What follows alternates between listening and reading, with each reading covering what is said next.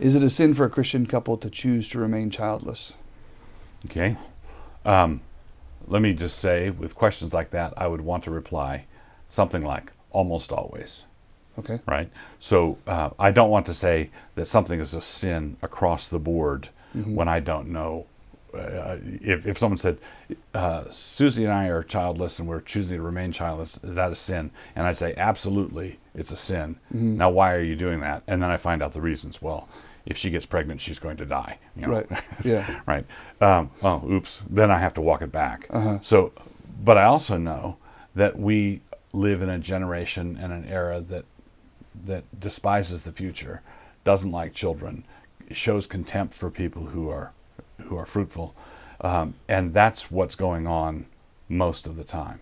So if someone says difficult cases or make bad law. When you say that's what's going on most of the time, are you saying most of the people who are choosing to remain childless are despising fruitlessness, or they're being just despising fruitfulness? Or sorry, yeah, despising fruitfulness, or is it possible that they're just really overwhelmingly influenced in a way that they shouldn't be by a culture that does that? Yeah, but I would say that's just another way of saying either they are participating in the despising of children, but with Christians, it's more often this is just what you do. Right. You graduate from college and you start off your married life and you spend 5 years getting to know each other and starting your dual careers. Well, oftentimes they've not worked through that. They just pick that up from the classes they took and what relatives are telling them and that sort of thing. But the zeitgeist that's pressuring them is hostile to the future, is hostile to children. And Christians need to be not conformed to the world, as it says in Romans 12, but be transformed by the renewing of your mind. So I would tell couples to think through this thing. If you say, well, no, we're choosing to remain childless because if my wife gets pregnant, she's going to die. And 3 doctors, all of them pro-life, who love children, have told us this, and we would love to have children, but we can't. Okay, I'm not going to get, that's not my business. Right. You answer to God for things like that. But if you're saying, what do you think about our choice to remain childless, so we have the freedom to go windsurfing every weekend? You need to read your Bible more and windsurf less. Okay. And what passage would you want to be pointing to them to when you told them to start reading their Bible? The passages that talk about what a blessing fruitfulness is. So the Bible talks about sins as certain sins as the fruitless deeds of darkness. So God gave us a fruitful world, 30, 60, and 100-fold. Fruit is a good thing. Children are a kind of fruit. Blessed is the man whose quiver is full of them. The Bible, from Genesis to Revelation, praises and exalts and lifts up the blessing of children. But it's not automatic, right? So Samuel would not have been more blessed if he had 5 sons who took bribes instead of 2 sons who took bribes. So you want to bring them up in the nurtured admonition of the Lord. And the man is blessed whose sons stand with him as he contends with his enemies in the gate.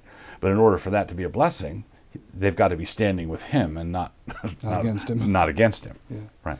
Okay. And then this, let's see. This question, it seems like it presupposes just we're choosing this for our marriage for life. Right. What about a couple who says we're choosing it for 5 years? Do you think there's a difference between a couple who says we want to not have kids for the first 2 years, and then we'll start having children, versus a couple that just says we just aren't having kids? I do think, even though I would not agree with them in either case, I would regard the disagreement as being of a different kind entirely. Okay. So let's say I'm counseling a couple, and they say, "Oh no, we don't want children. We just want to live. We that's just a hassle." I think to myself, I'm dealing with a couple who have been more influenced by the world's assumptions about children than the Bible's, and I see that as a pastoral problem that I should try to work around too. I want to get to as I'm talking to them. But if they say, "Oh no, Bob's in grad school here, and so we want to forgo having children for a couple of years until he's out of grad school, and then he's going to move back to the ranch that his parents have for him, and he's going to inherit the ranch, and we'd love to have 10 babies. Well, I know whatever else they're doing, they've got a biblical attitude toward family and children and stuff, and so that 2 year gap there is none of my business, unless they're using abortifacients or something like that. What about the one that often comes up is being around New St. Andrews? You've got he's talked to her parents. They say it's a go. You can get married, but no kids until she's finished with her degree. Right.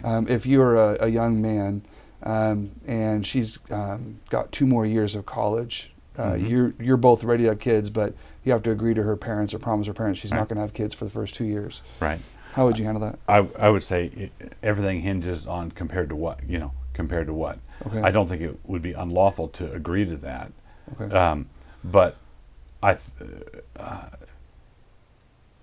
just put it this way: if the parents say we want her to finish college, and if you start having children right away, we're afraid that's not going to happen.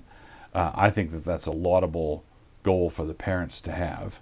That she get her college degree. That she get a college degree. I don't think it's for everybody, obviously. I don't think it's for every guy. I don't think it's for every woman. But I think it's a good, noble thing. At the same time, you don't want to find yourself throwing overboard God's express commandments, where let's say they're okay, we're not going to get married until our senior year, halfway through our senior year, but they're messing around sexually beforehand. Well, that's something that God forbade explicitly. Yeah. Right. So God forbade that explicitly, and if for the sake of social decorum, right, or for the sake of not using birth control, you're messing around sexually. Well,